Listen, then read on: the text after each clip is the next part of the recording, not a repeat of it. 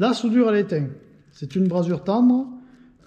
Donc ça veut dire que le métal d'apport que je vais utiliser va fondre à une température qui est en dessous de 450 degrés. Là, c'est du fil d'étain. Lui, il va fondre à 238 degrés.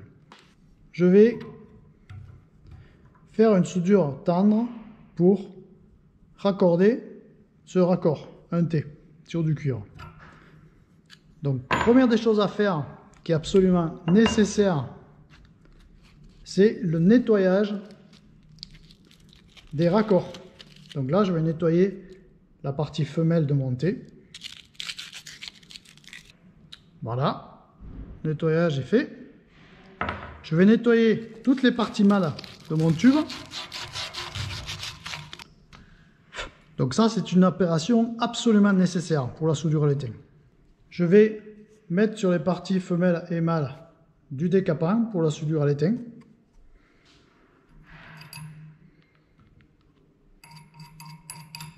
Donc j'en mets un petit peu sur les parties mâles.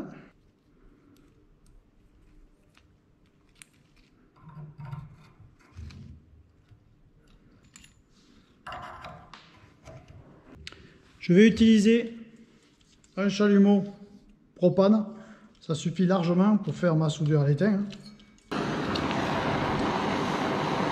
Je vais chauffer mon raccord et le tube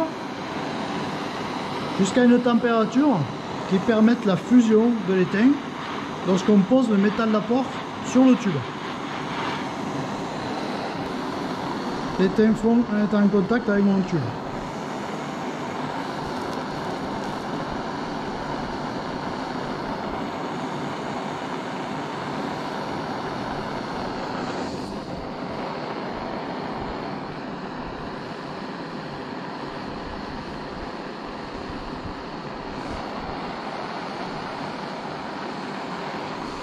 Ma soudure est terminée.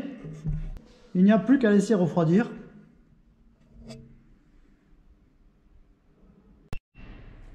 Là, je vais vous montrer que l'étain, en fait, par capillarité, il a fait toute la surface du cuivre à l'intérieur.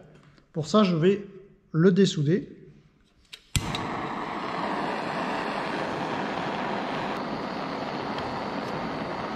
voyez ? Toute la partie a été étamée.